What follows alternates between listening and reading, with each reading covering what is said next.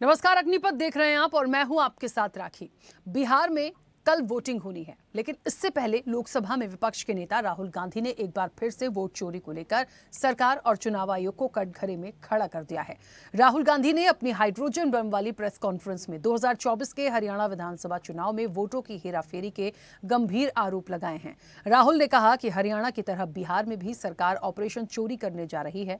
The H files नाम की press conference में राहुल ने चुनाव आयोग पर हरियाणा चुनाव के नतीजों को प्रभावित करने की योजना को मंजूरी देने का आरोप मढ़ा। उन्होंने दावा किया कि एक ब्राजीलियाई मॉडल की तस्वीर अलग अलग नामों से कई बूथों की वोटर लिस्ट में पाई गई है और 10 अलग अलग बूथों पर 22 बार वोट डाले गए, जबकि एक फोटो वाले 2 बूथों पर एक ही शख्स के 223 वोट थे। राहुल गांधी ने कहा कि हरियाणा में करीब 2 करोड़ मतदाता हैं और विधानसभा में करीब 25 लाख एंट्रीज अवैध थी। राहुल ने दावा किया कि हरियाणा विधानसभा में हर 8 वोटर्स में एक वोटर नकली है। उन्होंने कहा कि जब हर कोई कह रहा था कि कांग्रेस हरियाणा चुनाव में क्लीन स्वीप करने जा रही है, तब कांग्रेस पार्टी सिर्फ 22,000 वोटों से चुनाव हार गई। राहुल ने कहा, मैं भारत के युवा खासकर जेनजेड को कहना चाहता हूं कि वो इस बात को समझें कि ये उनके भविष्य के बारे में है। राहुल ने कहा कि वो चुनाव आयोग और भारत की लोकतांत्रिक प्रक्रिया पर 100% सबूत के साथ सवाल उठा रहे हैं।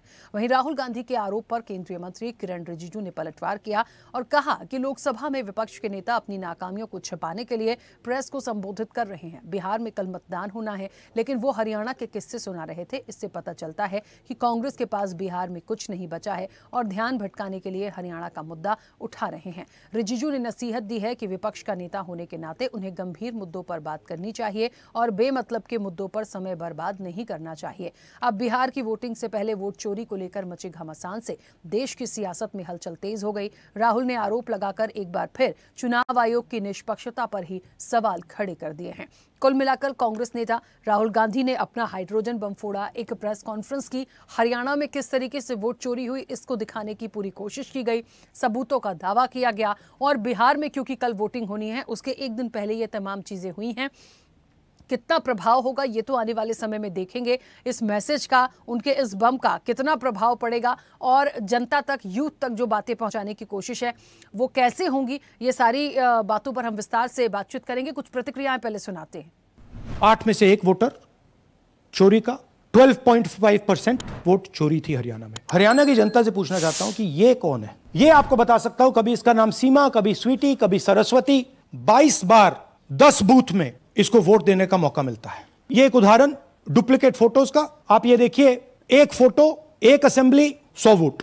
ऐसे हजारों वोटर हैं जो यूपी में वोट कर रहे हैं और फिर आकर हरियाणा में वोट करते हैं। इसलिए ये पूरा स्टैगर्ड प्रोसेस है कि भैया हरियाणा पे पहले होगा, फिर यूपी में बाद में होगा, फिर गुजरात में यहां होगा। ये पूरा जो स्ट्रक्चर बनाया गया है इसके लिए बनाया गया है कि हमारे लोगों को 2, 3, 4, 5 बार वोट कराया जाए और कांग्रेस पार्टी और विपक्ष के लोगों को वोटर लिस्ट से हटाया जाए। इन्होंने हरियाणा का चुनाव चोरी किया है। हरियाणा के सब युवाओं को यह मालूम होना चाहिए कि आपकी जो सरकार है वो इलिजिटिमेट सरकार है। आपके चीफ मिनिस्टर जो हैं वो चोरी के चीफ मिनिस्टर हैं। कांग्रेस पार्टी वो चुनाव जीती थी, बीजेपी वो चुनाव हारी थी। Representing the election commission, so I can't speak for election commission, but election commission has very categorically asked him, if you have anything to accuse the commission, please prove it. There must be evidence. ना हवा में कैसे आप बात कर सकते हैं? तर्क तो होना चाहिए ना।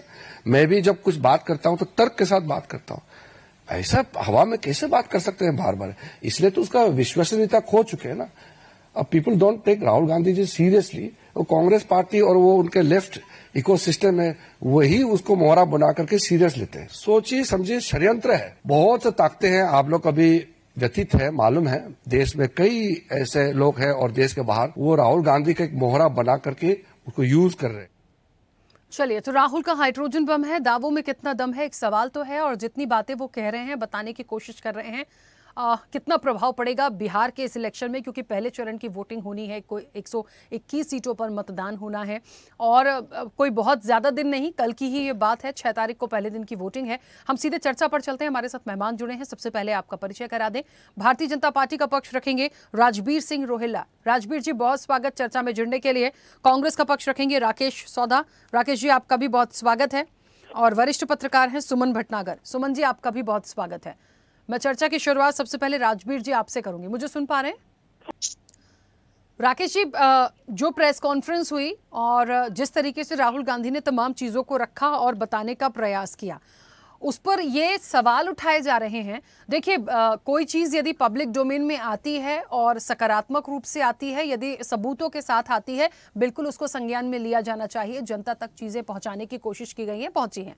लेकिन भारतीय जनता पार्टी ये सवाल उठा रही है कि बिहार में इलेक्शन है, आप हरियाणा का जिक्र यहाँ कर रहे हैं और इस तरह से चीज़ें, क्योंकि कुछ है नहीं आप लोगों के पास और इसलिए सारी चीज़ें कर रहे हैं। एक प्रेस कॉन्फ्रेंस वोट चोरी के पहले हुई थी, एक आप इलेक्शन के पहले कर रहे हैं, तो कहीं ना कहीं भ्रमित करने का प्रयास है, जबकि पूरी पारदर्शिता के साथ चीजें हुई हैं।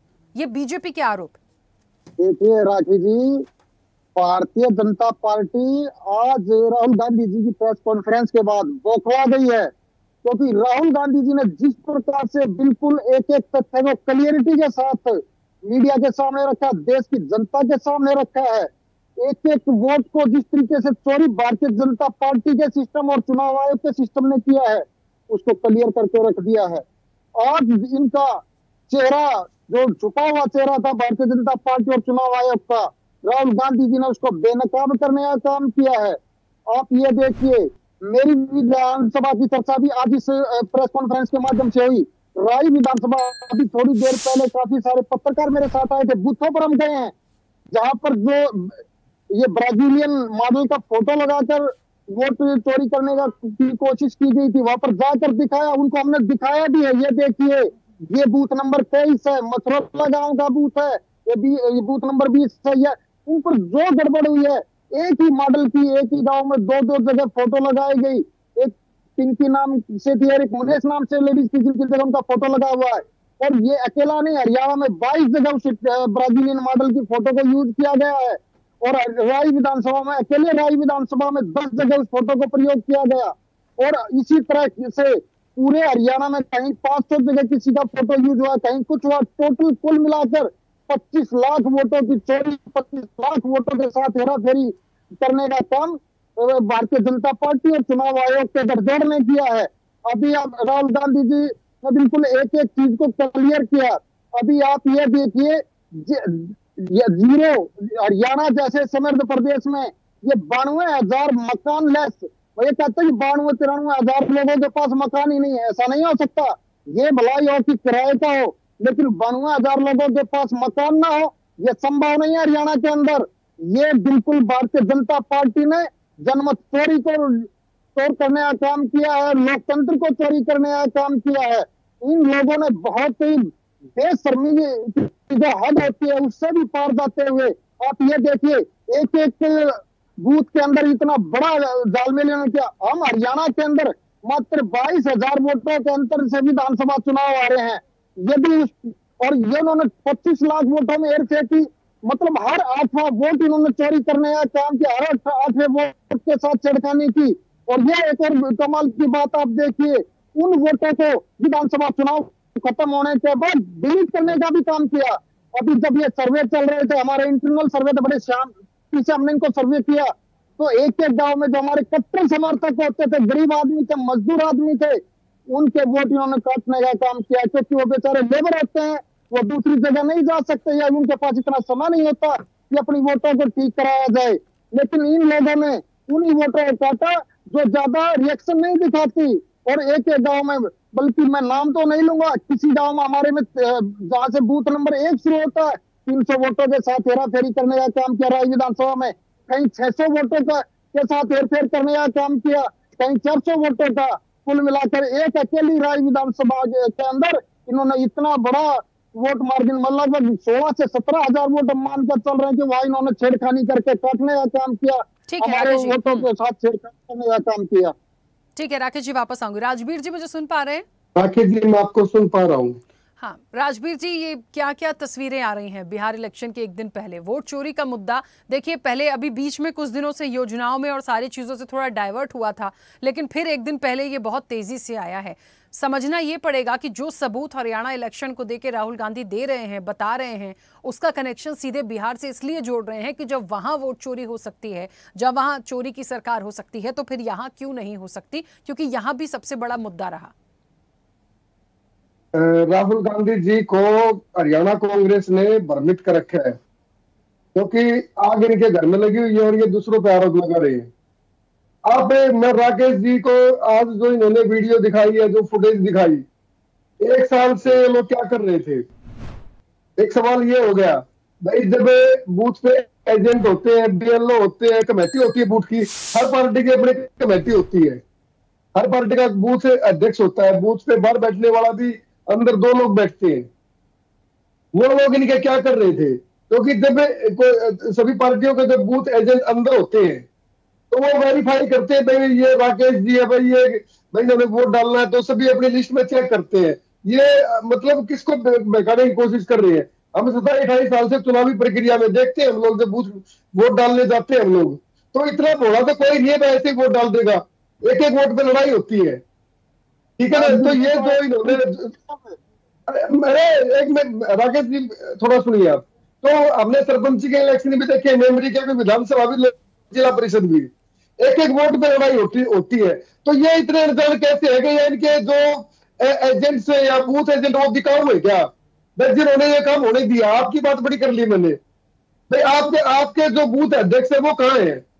आपके बीएलओ कहाँ है जो आपकी पार्टी की इंटरनल? आज आप ये जो लेके आए हो पोथा पत्री, इसका कोई महत्व नहीं है, क्योंकि राहुल गांधी जी की फितरत रही है, उन्होंने हमेशा दिग्भ्रमित करने का काम किया है।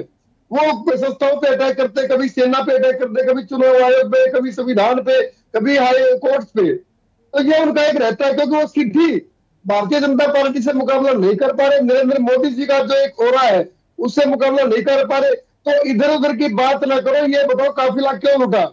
काफिला क्यों लुटा? आपका कैंडिडेट मैं बताता हूँ, तो फिर तो मैं 20,000 वोट लेके गया, जो आपसे टिकट मांगने गया था जसबीर देसवाल, सोमवीर कसोला तीसरे नंबर पे आया, 20,000 से ऊपर वोट लेके गया है। वीरेंद्र गोगड़िया 32,000 वोट लिए हैं, ठीक है ना? ऐसे करके आपके 18 सीटें वो है जो जिनको आप लोगों ने थापी मार रखी थी और वो लोग चुनाव में खड़े थे, तो उन्होंने किसके वोट लिए? वोट चोरी आपके निर्दलियों ने लिए हैं। भारतीय जनता पार्टी ने जो कहा वो किया, भारतीय जनता पार्टी ने लगातार काम किया, जनता के दिलों में जगह बनाई, और आप लोगों ने गोभी खोदने का काम किया अपनी खुद की। अब मैं आपसे पूछना चाहता हूं, वीरेंद्र गोगड़िया, दिलबाग संडील, काला लंबरदार उचाना में किसके कैंडिडेट थे वो? मुझे बता देना राकेश जी, मैं फोटो भी दिखा दूंगा किसके साथ फोटो थी उसकी। 32,000, सुनिए 32,000 वोट थोड़े नहीं होती।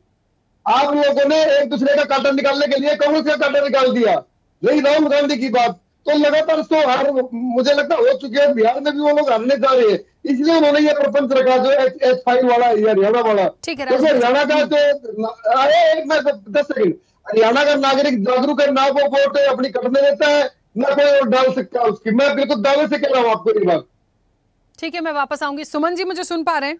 हाँ जी, सुन पा रहा हूँ। सुमन जी, एक प्रेस कॉन्फ्रेंस पहले देखी थी हमने वोट चोरी की, एक प्रेस कॉन्फ्रेंस अभी हो गई, और मुझे ऐसा लगता है ओवरऑल सिनेरियो को समझने की कोशिश करें तो जो सबूत प्रमाण दिखाए जा रहे हैं, जिसमें भारतीय जनता पार्टी और चुनाव आयोग को बिल्कुल कटघरे में खड़ा किया गया है, हरियाणा के कई एग्जाम्पल दिए जा रहे हैं, और सीधे सीधे ये आरोप है कि ये ऑपरेशन चोरी जो है ये बिहार में भी इसी तरीके से कराया गया है, और ये आरोप शुरू से कांग्रेस के रहे हैं। क्योंकि कल वोटिंग होनी है, 6 तारीख को पहले चरण का मतदान होना है बिहार में, और इसे हाइड्रोजन बम जिसे फोड़ने की बात कर रहे थे, इसका कितना प्रभाव देखते हैं? जो सबूत या जो बातें दिखाई जा रही हैं, क्या वाकई उनमें कुछ है? ये कितना प्रभावित करेंगे बिहार के चुनाव को?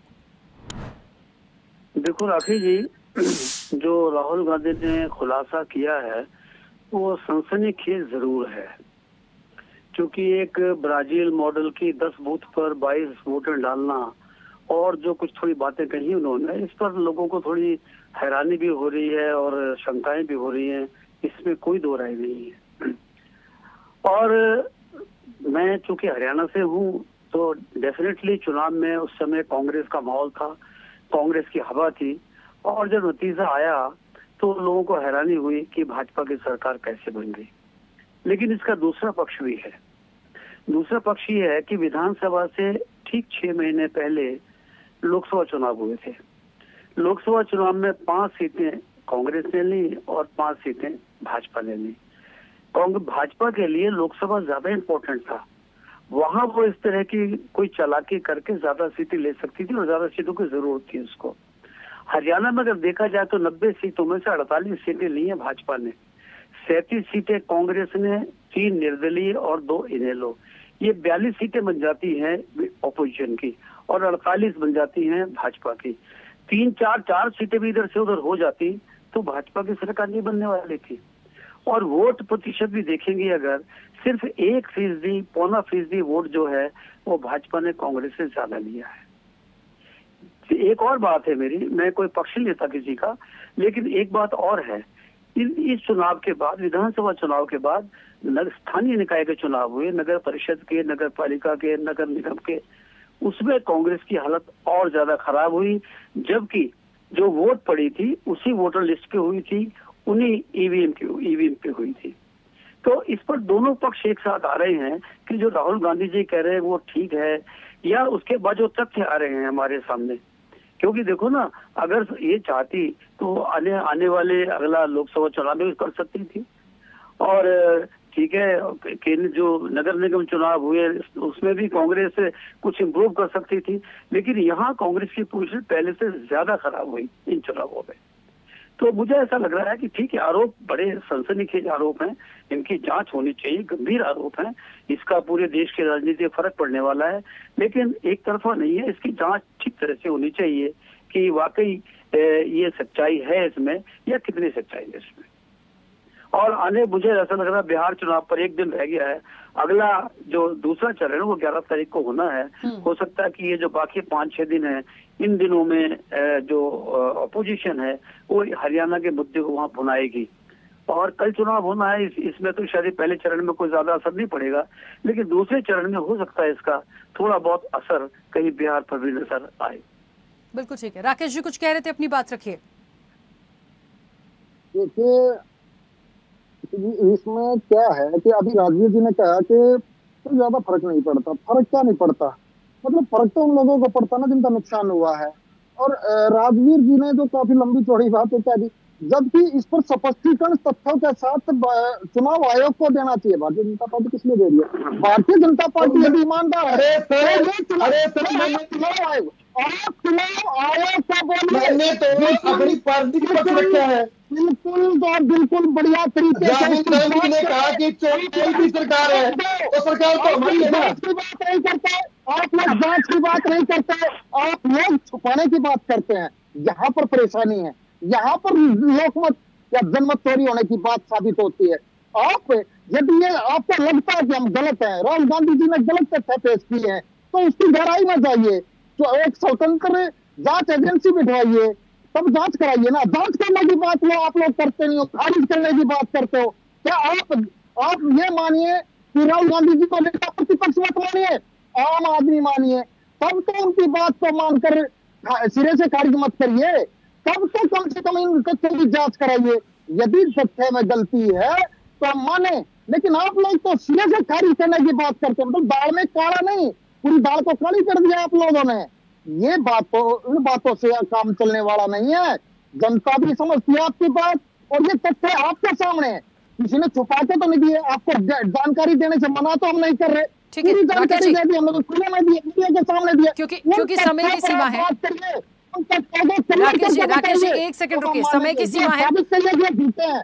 ठीक है राजवीर जी, जल्दी से 10 सेकंड दूंगी सर, अपनी बात कंप्लीट करिएगा, समय हो गया। क्योंकि राकेश जी 1 सेकंड। राकेश जी जो राकेश जी कह रहे हैं ये इनकी फ्रस्ट्रेशन है, जनता इनको समर्थन दे नहीं रही। और जो राहुल गांधी ने जो आज बोला है वो कोई मतलब नया नहीं बोला, पहले भी बोल चुके हैं। 14-15 दिन उन्होंने यात्रा की बिहार में। राजवीर जी लेकिन जो प्रमाण आ रहे हैं उस पर क्या कहेंगे? जो एक मॉडल को जिस तरीके से दिखाया गया 6 अलग-अलग, उस पे वो क्या है? मैं बताता हूँ आपको, उसका जवाब इलेक्शन कमीशन ऑफ इंडिया देगा, उसका जवाब हम नहीं दे सकते, क्योंकि वो जो त्रुटि हुई है, वो जो मतलब फोटो आया है। तो मैं तो एक बेसिक सी बात करता हूँ, अगर जब हम चुनाव में वोट डालने जाते हैं तो भीतर एजेंट्स होते हैं हर पार्टी के। मैं बेसिक सी बात कर रहा हूँ, कोई जरा घुमा तो वो एजेंट क्या कर रहे थे इनके? कोई वोट डालने गया तो उसको इन्होंने डिनाई क्यों नहीं करवाया? क्योंकि जो वहाँ अधिकारी होते हैं वो तुरंत प्रभाव से काट देते हैं। अगर कोई आपको लगता है भाई ये गलत है, वो वोट डालने गया है, ठीक है ना, वो गफलत नहीं। और हरियाणा का जो जनता है वो बहुत जागरूक है। अरे अरे अरे अरे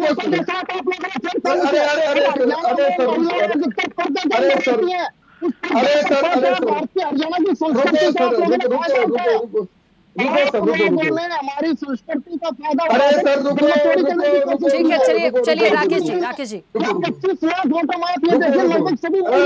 रुको, ठंडा पानी पी लो, कोई बात नहीं है, क्योंकि लंबी लड़ाई है ये आप लोगों की, क्योंकि जनमत आपके पक्ष में नहीं आ रहा लगातार हार के बावजूद। आप जिन लोगों को बताने के लिए हरियाणा अरे महाराज रुक पे जाओ, मैं आपका राकेश जी मैं बड़ा सम्मान करता हूँ, प्लीज समय हो गया, प्लीज देखिए। तो ये जो कांग्रेस ने कहा, जो राहुल गांधी जी ने आज ये जो ड्रामा किया, इस ड्रामे का कोई महत्व नहीं है, क्योंकि मैं हरियाणा को जानता हूँ, हरियाणा की मिट्टी से, मैं गांव से आता हूँ, मुझे पता है कि वोट की लड़ाई कैसे होती है। अब इन्होंने ये चीज भाई उसकी फोटो लगी, ये लगी, वो इलेक्शन कमीशन देगा।